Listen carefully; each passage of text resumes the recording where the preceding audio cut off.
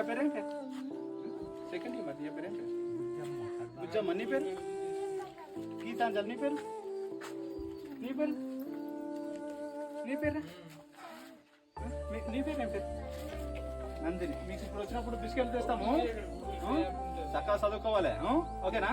సరే బాయ్. ప్రభా, ఈ అరణ్య ప్రాంతంలో నీ పరిచర్యలు సాగుతున్నాయి అయ్యా, నీ మాటలు ప్రకటించబడుతున్నాయి. ఈ మాటలు పొల్లుగా పోకూడదు ప్రభా. ప్రతి ఒక్కరికి అర్థమయ్యే శైలిలో మీరు మాట్లాడండి.